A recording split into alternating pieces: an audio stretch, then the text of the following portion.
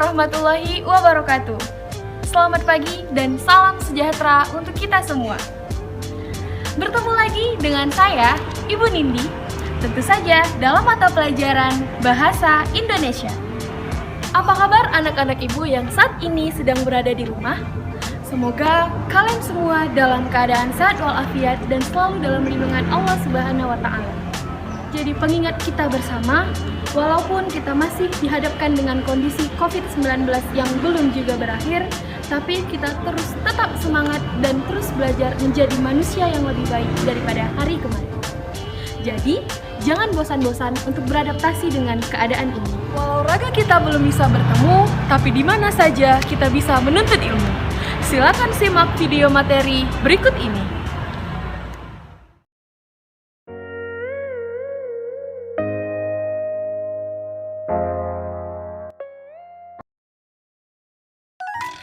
Ananda yang saat ini sedang berada di rumah, pada video kali ini kita masih akan membahas KD yang sama dengan video sebelumnya.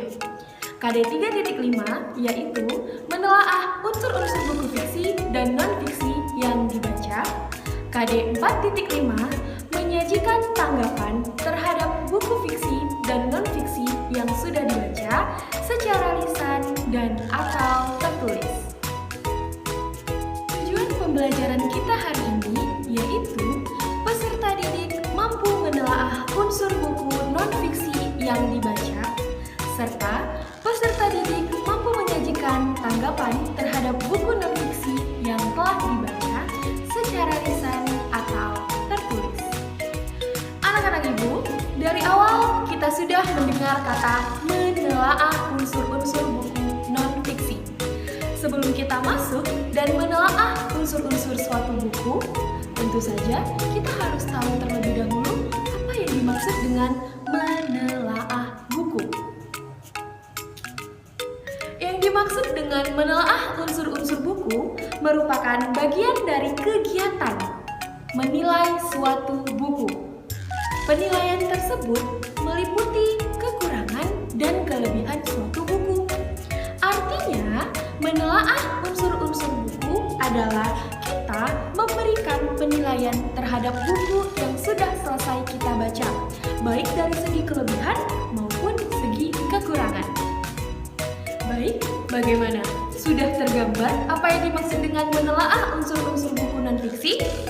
Oke, Ibu akan memberitahu apa saja sih yang dapat ditelaah dalam suatu buku non-fiksi. Poin pertama yaitu bagian sampul buku atau cover. Kedua yaitu identitas buku. Ketiga, perincian subbab buku. Keempat, judul subbab. Kelima, isi buku. Keenam, penyajian isi buku.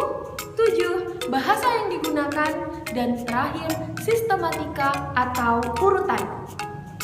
Penasaran apa yang dimaksud dengan segala hal yang Ibu sebutkan tadi? Ayo kita simak slide selanjutnya. Langkah pertama yang bisa kita lakukan ketika kita ingin menelaah sebuah buku adalah melihat atau menilai sampul buku atau disebut dengan cover. Sampul merupakan bagian yang tidak dapat dipisahkan dari sebuah buku dan memiliki peranan penting karena pada saat akan membeli atau membaca buku, yang pertama kita lihat adalah sampul serta ilustrasi gambarnya. Sampul buku memiliki daya tarik tersendiri bagi si pembaca, sehingga si penulis harus menciptakan suatu cover buku yang sangat menarik hati. Apakah itu pemilihan gambar, warna, dan ilustrasi yang digunakan dalam sampul buku. Baik, silakan perhatikan ilustrasi atau sampul-sampul buku yang sudah Ibu contohkan.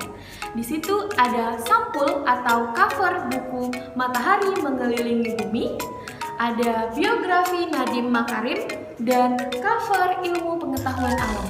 Sudah tergambar dan mudah bukan untuk menentukan atau menilai sebuah cover atau sampul buku, bukan? Langkah kedua, kita bisa menilai atau melihat identitas suatu buku. Identitas bisa mencakup judul, pengarang, penerbit, tahun terbit, tebal halaman, dan ukuran buku. Tentu saja, ini menjadi salah satu pertimbangan untuk kita menilai layak atau tidaknya suatu buku atau berkualitas atau tidaknya suatu buku non-fiksi. Supaya Ananda lebih mudah mengerti lagi, silakan Anda perhatikan contoh yang sudah Ibu berikan. Di situ sudah ada judul, penerbit, tahun terbit, pengarang, serta tebal dan ukuran buku. Mengerti untuk sampai di sini?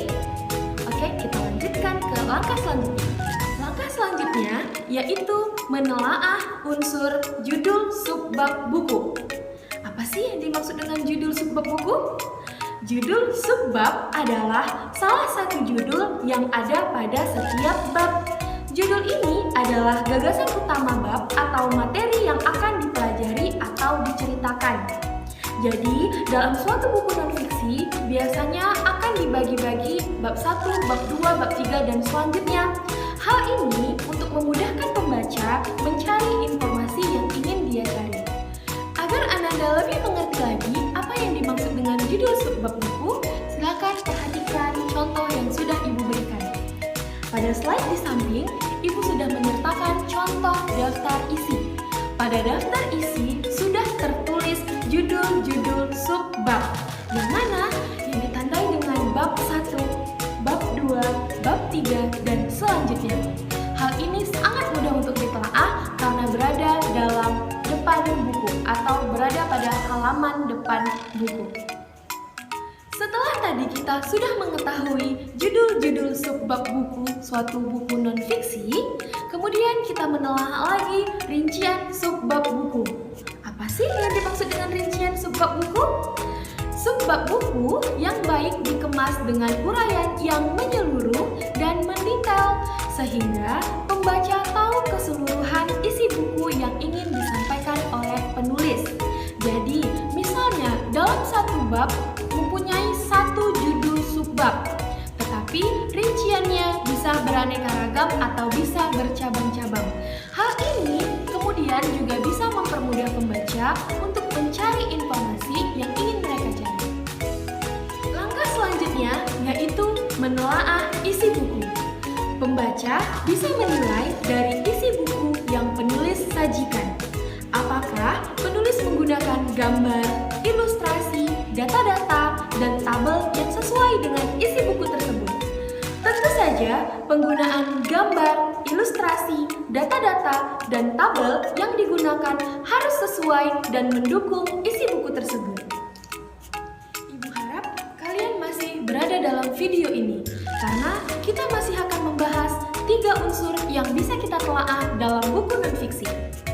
Selanjutnya, yang dapat kita telaah yaitu penyajian isi buku.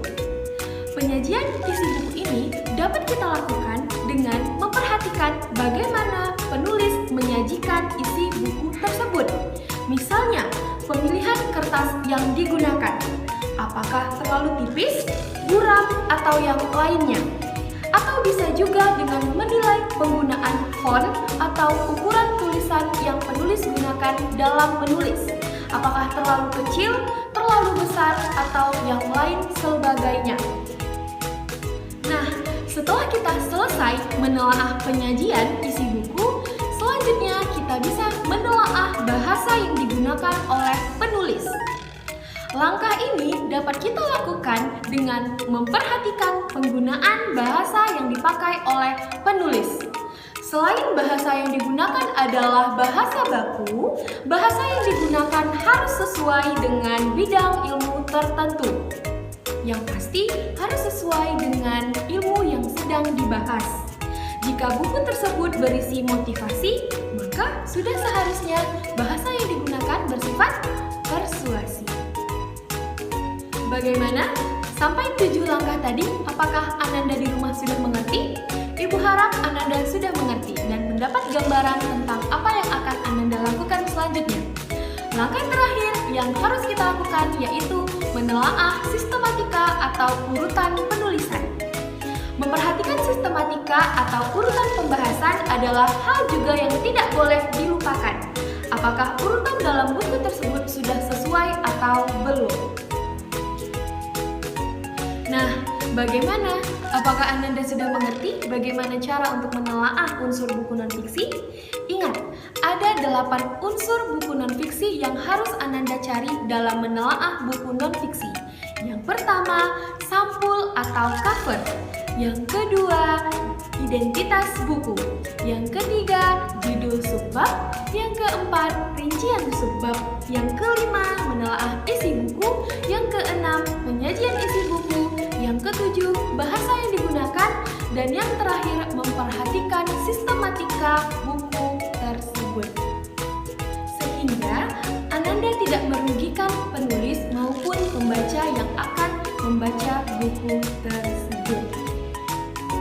Pada umumnya, aktivitas ketika Ananda mencari atau menelaah unsur-unsur buku non-fiksi serta menggambarkan kelebihan dan kekurangan sebuah buku, aktivitas tersebut biasa disebut dengan meresensi buku.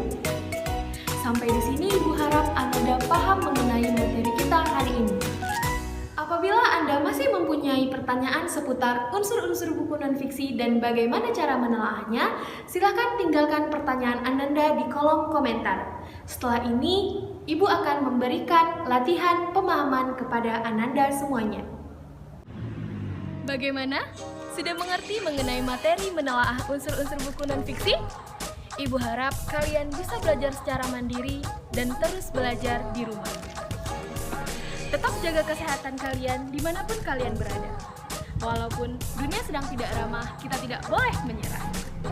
Keirian bersama Asih, cukup sekian, terima kasih. Sampai bertemu di lain waktu. Assalamualaikum warahmatullahi wabarakatuh.